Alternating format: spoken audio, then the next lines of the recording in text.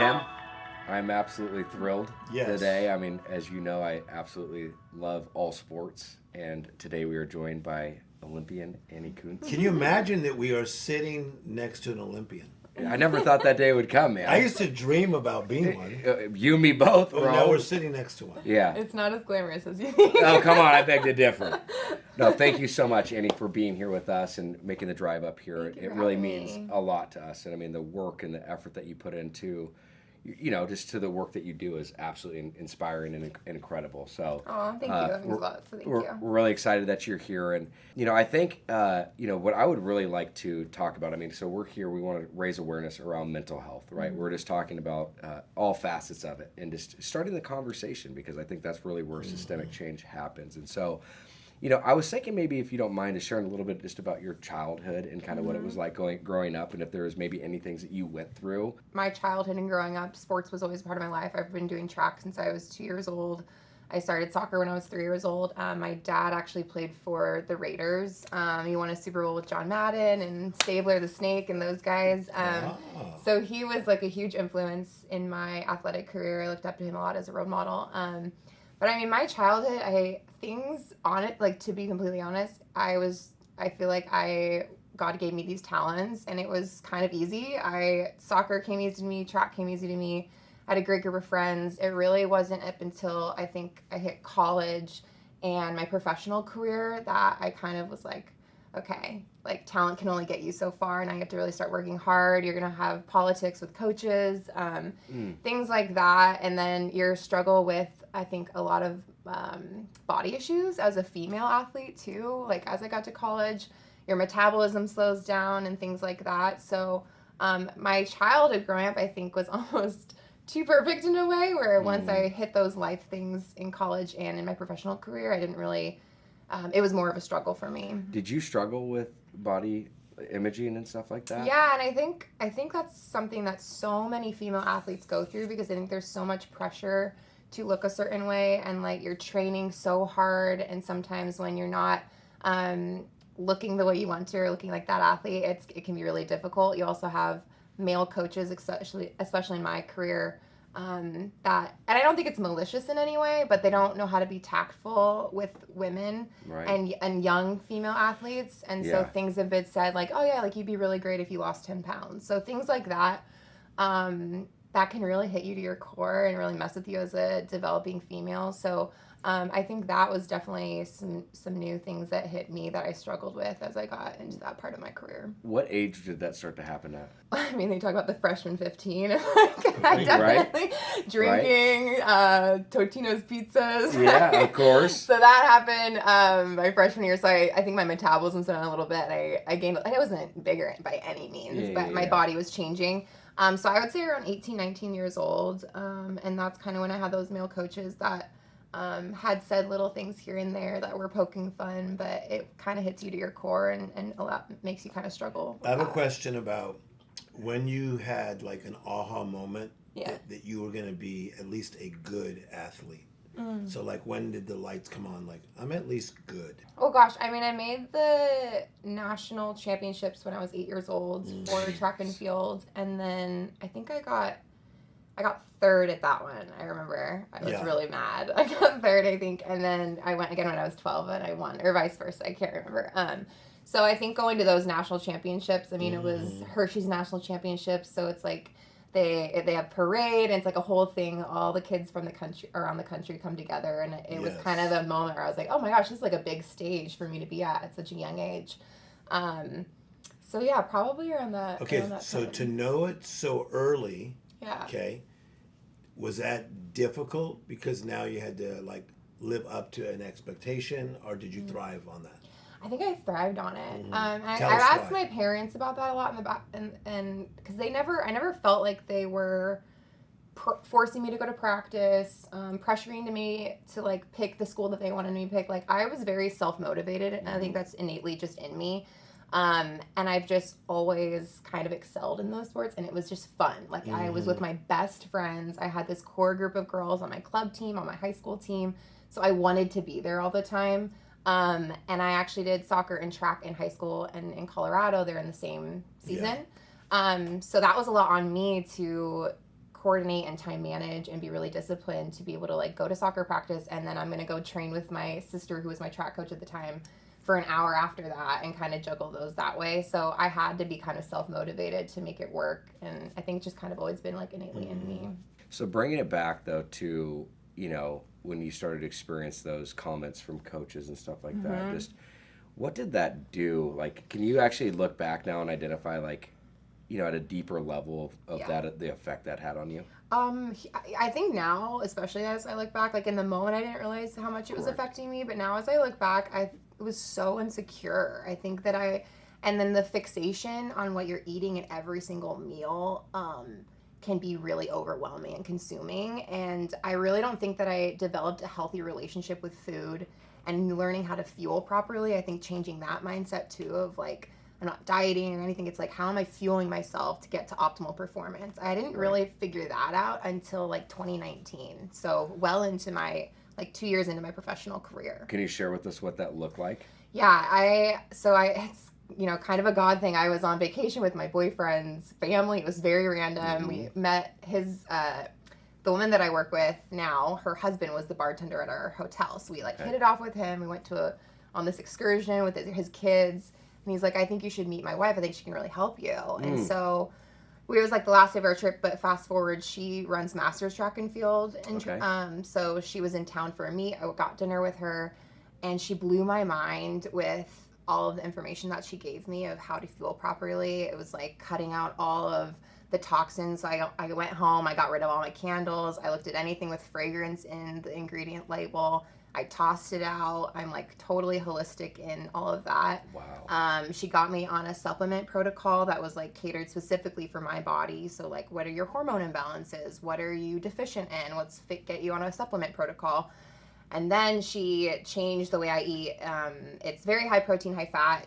But like I eat steak for breakfast like 3 days a week. Like I eat carbs, but a lot of like potatoes and fruit and things like that. So it's kind of like paleo, but the amount of protein that I eat is significantly higher. I eat so much red meat, and I've just noticed the biggest difference. I feel like I finally don't think about food. Like I fuel myself. I feel satisfied. I feel like a powerhouse eating the way I do. My energy is up. And so it changed everything for me. That year, I met her 6 weeks later. I qualified for my first world championships. Wow. I PR'd by 1.5 feet in the long jump. I PR'd in the hurdles by like 3 to 4 tenths of a second, which is a lot in the hurdles. I had an overall PB, and then I made world championships. So I was like, I'm in, girl. Like, dude, you got me. Like, we need to change our diet, bro. Yeah, it's amazing. We need to fix that up, more man. Steak. Yeah, more steak. No, that's that's absolutely incredible. Yeah. And so, so knowing all this, we had talked, right, and in our communication, and there were some things that you started to go through even as you started to get older, right? I mean, we were talking about just with COVID and the trials and tribulations that you were going through. Do you mind talking a little bit about that? And, then I definitely want to touch base on, you being the athlete that you are and the time and dedication you put into your physical well-being. Yeah. And I want to know what you do for your mental health. Yeah, so going back to COVID and all of that, so kind of rewind a little bit. So I started training professionally, I would say, in 2017, but I wasn't sponsored. I still struggle with that. So like, there's not much money in what I do. So it is definitely a grind. You are sacrificing a job, financial stability, financial independence for this thing. And so I had been training for that time when COVID happened for 4 years. It was like, the shutdowns happened right when season was about to start, and we were about to go into the home stretch for Olympic trials and qualifying. And then, COVID happened and everything shut down, and there was talks for about a month there of canceling the Olympics. Wow. And yeah, that was heavy. It was everyone was going through tough times in their own way, but for me, that was just really difficult because I had put my life on hold and been sacrificing so much for so long to have this thing that I've dreamt about ripped away from me, potentially, was really hard. And that was the first time that I've ever really struggled with depression and mental health, identity crisis. It was a wake-up call, but I feel like it was the biggest blessing in disguise because it got me into therapy. It got me a sports psychologist. And I genuinely believe that if I hadn't had those two things on that Olympic year in 2021, I wouldn't have qualified and I wouldn't have had the year I did. Can I ask you about depression? So depression to everybody feels different. Yeah. So depression to you felt like what? I feel, and I talked about my childhood was happy. Like, I didn't go through a lot growing up. I had gone through, like, breakups that are sad and, you're heartbroken. But this was different. This was, like, I don't want to get out of bed in the morning. Wow. Like, I remember my dog at the time had, like, a rash, and it was just getting worse and worse. And I, like, never even called the vet to, like, get him an appointment for, like, weeks until he was bleeding. Like, the most mundane things just felt like just so tough for me, and I couldn't even get myself out of bed half the time. And I remember I came downstairs, I sat on the couch one day, and I just started crying, and I was just like, I don't feel like myself. I don't know what's wrong. I am just not happy with life, and I've never felt this before. And my boyfriend sat there, and he's like, I've seen the signs. Let's get you someone to go see and talk to. It's huge that you, like, are coming to me and talking about it finally. And so I found my therapist and my mental coach, and they're like godsends for me. It's just, it changed everything. From Jason and I doing these interviews, we're finding that it feels strange and foreign when you go through things like that. And I think that's why so many people, Jason, right, they just try to push it away instead of dealing with it. Well, they do, and it's like, that's what's fascinating, because I think when you're in a healthy place, and I think we're all in very good places in our life today, it's very interesting to look back, because if you do the work, like what you're explaining, when those things, you became aware, right? I call it a AAA modality. There's awareness, acceptance, and action. You became aware. If you're not aware, you can't accept. If you don't accept, you can't take action. And so, like, that's what you were doing, and being able to go through that. You can't really necessarily identify everything that's happening. You can maybe relate it to an emotion or something like that, but going through and being able to do the work and look back, like, that's where I think that real opportunity of growth, you can really see that and give yourself grace. And so I think that's what I'm hearing from you. And so so I'm curious, it's looking at what you're stating and what you've gone through, again, going back to you being the athlete that you are. Let me ask you a question first, even before we go deeper with that, is what does mental health mean to you, knowing what you know about physical health? I mean, I feel like I've lived my whole life in trying to be this, like, peak physical health. And especially with athletes, I feel like our mental health and mental strength and resilience and all of that gets neglected. And I think it's the most important part. I feel like if you don't have this piece, you're never going to get to that optimal performance, optimal goals that you're trying to reach for yourself. So I prioritize now. I just turned 30. I'm in, like, the later half of my professional career, and I really try to prioritize the mental health first, because if I don't have that, I'm wasting my time. So why? I've another question that's fantastic. Why do you think in professional sports, or just a lot of the people that you work with or that you've seen in your career, why does mental health get neglected? That's a good question. I think that it's getting better now. I think that sports psychologists and things like that are becoming more prevalent. But it's a good question. I mean, I think that so many coaches just kind of forget about it. It gets off to the way. Like, there's so many other things that are a priority, right? We got to get your strength. You have a strength coach. You have to get on the track. You got to build the muscle. You got to build the resilience. There's just so many other things that I feel like it just gets forgotten. I so agree. And go ahead. If I could add to this, I think that so much of it is just the win, W-I-N, and going after just the win. And even, like, a lot of athletes that we look up to, because their mentality was, like, so out there, I think sometimes, Jason, they're missing something by just going after the win, because where's the peace, where's the joy, where's the contentment? That resonates so much. What's this interesting to me, because I've met multiple athletes in multiple different, whether it's Major League Baseball, NFL. I'm talking about the peaks of their career, but they were going through the most devastating time in their life. 100%. And that's where I'm like, wait, what? Yeah. Like, that should be the most, like, glorifying time. Like, you know what I mean? But that's where it's, again, it's creating that conversation around it. Yeah, and I think that's something that I think athletes are starting to talk about a lot more too, and I'm trying to prepare myself for that, because I have this goal, right? Like, I want to win a medal for the United States. You're going to. This goal. You're going to. Let's go. I have this goal. I have this dream, and I think that a lot of athletes, because we're so goal oriented, we're so always searching for this sense of achievement, that when we get that thing, it's like, okay, now what? Mm-hmm. And now you're kind of like, okay, well, like, who am I? Who am I outside of this thing? Who am I outside of this gold medal? What do I do now? Yeah. And so I really have tried, and I think, COVID opening the door for me to kind of just explore this stuff is preparing me for that moment. If it is a blessing and it does happen, for me to be prepared and be like, I know who I am outside of this. Yeah. And I have done the growth, I've done the work to be like, yeah, this is a piece of me and this is a cool thing that happened in my life, but it's not who I am. Wow. So it's easy to talk about it, but it's definitely a lot of work that you have to really try to work towards to not get there and be like, all right, now what? Who am I? But it's definitely something that I'm thinking about. That is like really, really amazing that you're at that spot, though. You know what I mean? Yeah, because I think that shows a lot of growth, because there's a lot of people that get to the end and they have not even thought about it. Yeah. And unfortunately have a real hard time getting out of that. I did this interview with people that were at the height of their career in sports. Yeah. And I would say to them, do you ever feel like you suck in the middle of being so great to all of us? Mm-hmm. And I interviewed 20 people, male and female, and they go, that is the greatest question. The answer is yes. Yeah, I'm like, yeah. But isn't this wild? 100%. They would say like, yes. I'm talking about even guys Yeah. that were just playing at the highest level, but thinking like, mentally I'm off.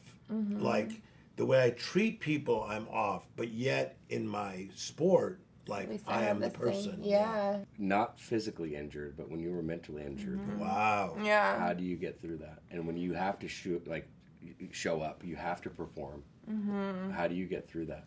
I think leaning on my resources has been huge. I think a lot of times you think like, okay, I can do this on my own. Like I'm tough, I'm strong. And I've learned just reach out for help. Like talk to someone, talk to like my best friend, talk to my boyfriend, talk to my therapist, talk to my mental coach. Mm-hmm. And I think it's really easy in those moments to isolate and not want to reach out to anyone and just kind of harbor it. But I really try to force myself to reach out for help when I'm in those low moments, because it's just too much to handle on your own sometimes. And I think that the community that I built around myself, I think I'm really lucky and blessed to have. So I just have to force myself to reach out to them. I love that. Do you have a daily routine that you dedicate towards your mental well-being? Yeah. I do. A lot of the work that I started doing with my mental coach is meditation, learning how to be present, grounding myself in gratitude, things like that. So I'll do a gratitude list in the morning. I do my daily devotionals in the morning. I journal my goals. I do a thing that I read it in a book. It's called With Winning in Mind, and it's this awesome book. But it just talked about like writing down. It says like it's like me too, and then blank, whatever you want to write down. So like. Wow. Right now, I'm going through like a bit of an injury, and I'm like, okay, it's like me to be resilient. It is like me to overcome this injury. It is like me to execute to the best of my abilities despite this injury. Things like that I write down every morning to kind of just reinforce and not have my mind go to those other negative thoughts. Yeah. And just kind of reinforcing that every morning helps me a lot. Do you have a relationship with God or a higher power? Yeah, What does that look like, if you don't mind me asking? It's funny, like we talk about those low moments, and everything that I can track back to that is when I've lost touch with my faith and that relationship with God. And I am also grateful because I feel like training for the Olympics, it can be so overwhelming, and it is a pressure cooker. Yeah. And so it's really brought me towards that, because I'm like, I need some relief. Like, I need to believe that there is a plan, so it leads me back to that. Yeah. And then it reminds you, okay, like whatever's going to be is going to be. It's not happening to me. It's happening for me. And so I really try to reinforce the devotionals and things like that every day, so that I'm working towards that relationship to really just keep me centered and grounded. It's an interesting thing. It's a common theme that we're finding when we interview people. And I see it as like God's super on our natural makes us supernatural. So even as you are going and performing, you're not by yourself. God's super is on your natural. Totally. And I'm like, it's for, like, in my last track meet, I was in Austria, and I was like, it's just me and God out there. Like, I'm doing it for him. All the glory is to him. Like, Amen. And, and it's like, why would I worry? Like, it's all going to work out the way it's supposed to, no matter if it's what I think I want or not, it's all going to work out and I'm going to be stronger because of it. So really leading into that, when I'm in those low moments, especially, is like, it's like, why'd you forget to do this, Annie? Like, why'd you forget this piece of you that's so important and brings you so much peace? That's like my whole testament, and just everything that I've walked through is, you know, Tim's probably overhearing me say this, but it's like the best of my decision making kept getting me back to those places. Mm-hmm. Yes. It's like when I can let go and turn it over and Yeah. just take the direction from him. It's like, even though I had more sobriety time at a time in my life, I was not nearly as connected, you know, grounded and in faith, because my relationship with God is so much more connected. When she was saying that, I was thinking about you, because in your life, when you surrender, and that's you've now learned to live a life of surrender. Yeah. So it doesn't have to be an event. It's just a lifestyle of we just surrender. Correct. And it's about showing up, you know, and I think that just plays such an instrumental role into how I approach life now. Yeah, And, you know, again, awesome. it doesn't mean don't put forth the effort, but it's also, it's not having too high of an expectation of myself. You know, it's also giving myself grace for those things. And Tim said it the best. He uses a baseball analogy. It's like, hey, you know, when I'm struggling, it's like, I don't need to hit a home run. Even if I get a double, even a single, you know what I mean? Like, that's all I can perform today. And I think that's where, like, that resonates with me. And I think that's just something that we can all take away just day Just to day show up life. for Just yourself. I being think able to that's show it. up. It's like, just show up for yourself today. Like, if that's all you got, just show up today and, like, put one step forward and it'll all kind of fall into place. So if there's other athletes out there right now that look up to you, and other people in your space that are struggling right now, what would your advice be to them? Reach out for help. I think that's probably the biggest thing that I would advise, again, is just like in those low moments. I know it's probably the last thing that you want to do, but reaching out to anyone, truly anyone, because people are there to listen, people are there to help, and I think that would be huge. And I think whatever you believe in, lean into that too, because I think that gives you such a strong foundation, and a sense of peace that everything's going to work out and be okay. And I think just that it's going to get better. Like, it's going to get better. I think those would probably be the three things that would help. Jason, I think she's going to keep winning. Yeah. Right? Her mindset is very strong. Yeah, you're on point. You really are. Thank you so much. No, you are. I really worked. It's been a work in progress, and it still is. But I appreciate you saying that. But you can see when somebody puts forth the effort and the work. You know what I mean? You can see what it really provides for them and just where they're at versus somebody that's, you know, trying to fake it till they make it. But when you do the work and put forth the effort, it really shines. And I want to say this. I even like the way you walk into a room. I mean, you walk in with a lot of confidence, and you have somehow found a way to be okay with yourself. Thank you. And it comes across. Thank you so much for saying that. I really try to, like, and again, my, you know, everything that I've been through the last few years and stuff has really forced me to think about that and, like, okay, who am I outside of Annie? Like, what hobbies do I like that's not on the track? Like, what makes me me? Yeah. And that's been a really strong focus of figuring that out, of like where I start and begin and where others end and things like that. So I appreciate you saying that. Is there an action that you know, I like to do actions for the day. Yeah. Can you give somebody an action for the day? An action for the day. That's something that really resonates or works for you that you'd advise them to do. I would do a gratitude list. I think that really just reminds you, like, even like mine, I think this morning was like a slow cup of coffee this morning. Like, it can be just something as simple as that reminds you how lucky we are just to be here and the people in our lives. So I think I would have like 3 to 5 things that I write down that I'm grateful for every morning. And I think that just sets the tone for the day. Instead of being like, woe is me, I'm a victim. Yeah. It's like, okay, what am I grateful for today? Like, the sun is shining. I get to do what I love. Yeah. Just find the smallest things that you're grateful for. And I think that really sets the tone for the day. I do a gratitude list every single day. It's Yay. not only do. the 3 things I'm grateful for. It's not the what, but it's why. Oh, Because I when like you actually that. incorporate the why, it gives you a much deeper understanding. Like, I'm grateful for Tim. It's like, okay, I understand that, but I'm grateful for Tim because he shows up, he's accountable, he's a good friend, he's somebody I can trust. Like, it really it's makes you like way deeper. It's way deeper, and so maybe try to Yeah, I'm incorporate gonna do that. But that. it's I something I've been love doing for 3 or 4 years now. But that is, I love that, and that's a fantastic action. Oh, I'm gonna add that in now. I like that a lot better. here we are today. So what is the next, what is next for Annie? I mean, we got the Olympics again coming back up. So walk us through what that looks like and what you're doing today. Yeah, so this Olympic cycle is a year shorter because of COVID, so everything got pushed. So it's a 3-year cycle. So I was injured last year, and this is kind of like my comeback season. So I have USA National Championships in 2 weeks to try to qualify for World Championships, which is in Budapest this year, which is cool. Yeah, so I'm hopeful I can make that one. And then really we'll take a couple months off, and then it's the start of the Olympic year and the Olympic season. That'll be a year from August, so in Paris. What do you do to plan for that? I think I'm grateful for the last Olympic cycle going through Tokyo because I found what works and what systems I know to put in place. Right. We talked about, I have a confidence coach now. All right, let's go. I found a confidence coach. I have my mental coach. I have my therapist. I have my strength coach. I just have my village of people around me that I have these systems in place.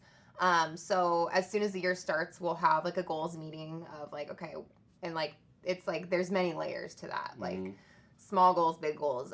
So I'll go over all of that with my coach and my strength coach, and well, honestly, everyone around me. And then we'll really just put systems in place of like how to achieve. We'll have like mini peak areas where we want to peak a little bit and then peak a little bit more. And then like the big peak would be the Olympics. So really just coordinating and planning out the year that way to kind of get ready. Is there other Olympians that are on this journey with you? Oh yeah. Like, I mean, like with the same team that you reach out to, that you connect with in that process, or is it really more of you and the team? Yes and no. I mean, I'm really lucky because I train at the Olympic Training Center, so all of us are kind of going towards the same goal. And at Tokyo, it was COVID, so I was like, I could be here alone, but I had a lot of friends there, thankfully, because I'm training with them every day. Our training group has gotten a lot smaller, but I think that like the people that I use in my village are pretty much just for me and that I've kind of sought out and found, and I'm just like so grateful that I did. The resources and things sometimes aren't as great as you would imagine training for the Olympics, and you kind of got to find those things yourself, which I think is also a good life lesson. Like nothing's just going to fall into your lap. You got to go out and search for it and find the things that are going to set you up for success. So I'm really lucky with the group that I have. I love this. Okay, so how do we follow you? All the people that are so excited now. Yeah. How do we follow you?